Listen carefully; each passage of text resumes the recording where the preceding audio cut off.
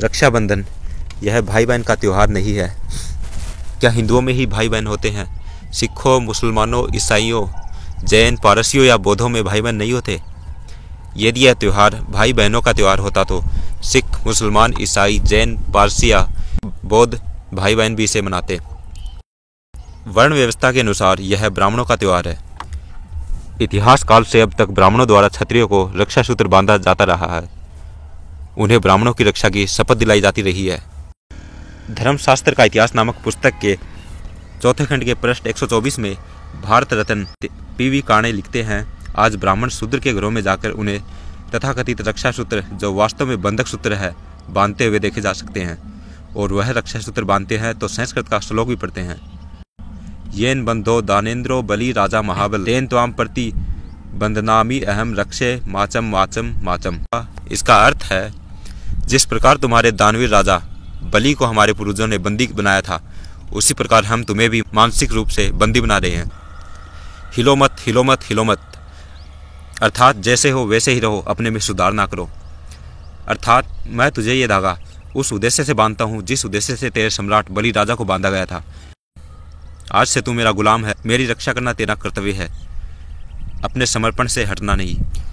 महाराज बलि मूल निवासियों के सबसे ज़्यादा शक्तिशाली राजा हुआ करते थे, जिन्होंने पूरे देश से ब्राह्मणों को खदेड़ दिया था और देश को ब्राह्मण मुक्त कर दिया था। जब ब्राह्मणों का महाराज बलि पर कोई वश नहीं चला तो उन्होंने अपने धर्म के अनुसार यज्ञ करवाने के नाम से एक चाल चली। महाराज बलि को ऋग्वेद के अनुसार यज्ञ करने के लिए मना लिया गया। यज्ञ के बाद ऋग्वेद के अनुसार दान देना और ब्राह्मणों को प्रसन्न करना जरूरी है। ब्राह्मण तभी प्रसन्न होता है जब उसको उसकी इच्छा अनुसार दान मिले। यज्ञ में वामन नामक ब्राह्मण ने महाराज बलि द्वारा धोखे से 3 वचन लेकर पहले वचन में महाराज बलि से पूरी धरती, अर्थात जहाँ जहाँ महाराज बलि का शासन था वो सारी भूमि मांग ली।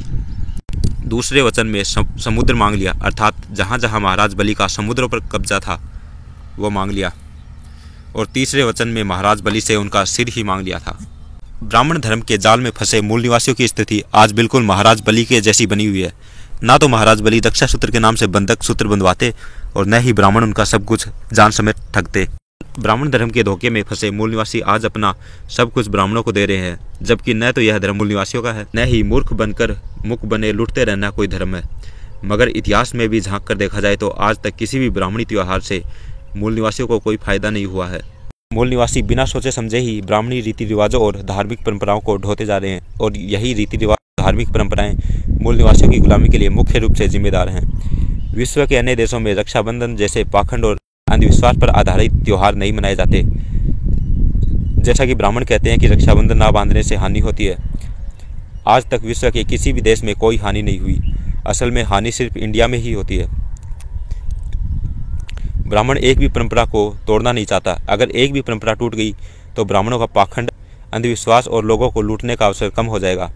सच बात तो यह है कि रक्षाबंधन का भाई बहन के प्रेम से कोई लेना देना नहीं है। रक्षाबंधन का मामला ही कुछ अलग है। रक्षाबंधन इस शब्द का अर्थ है रक्षा का बंधन, अर्थात गुलामी का बंधन।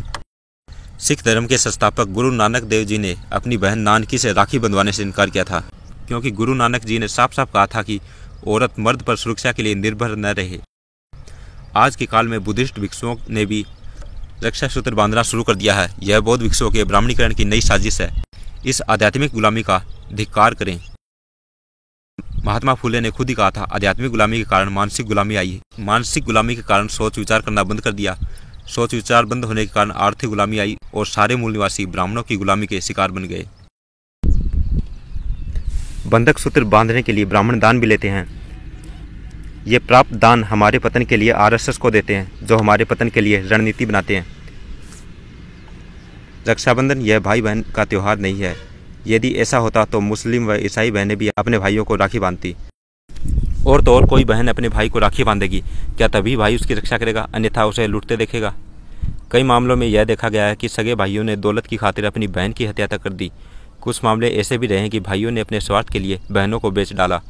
यह कोरा मूल निवासियों का विरोधी कार्य है। 2012 में किए गए अध्ययन के मुताबिक हर साल कम से कम 1200 करोड़ रुपए का दान भारत में दिया जाता है, जिसमें सबसे ज़्यादा बड़ा हिस्सा ब्राह्मणों को और उनके मंदिरों में जाता है। ब्राह्मण इस पैसे से मूल निवासियों को गुलाम बनाए रखने के कार्यक्रम करता रहता है। विश्व हिंदू परिषद, RSS, बजरंग दल आदि ब्राह्मणों के बनाए हुए बहुत सारे ऐसे संघ जो मूल निवासियों के दिए गए दान पर पलते हैं और मूल निवासियों के खिलाफ काम करते हैं। बाबा साहब के सपनों का समाज और देश बनाने के लिए मूल निवासियों को अंधविश्वासी त्यौहार नहीं मनाना चाहिए। रक्षाबंधन का बड़े पैमाने में बहिष्कार होना चाहिए। यह फालतू पर्व है जिसमें रिश्ते की आड़ में बनिया अरबपति बनता है।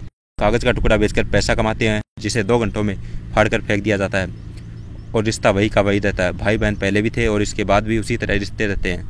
बस इस 2 घंटे के खेल में अरबों रुपए की कमाई हो जाती है। मिठाई में पूरा मिलावट होता है जो शरीर के लिए हानिकारक होता है। बचिए और अपने परिवार व साथियों को बचाएं।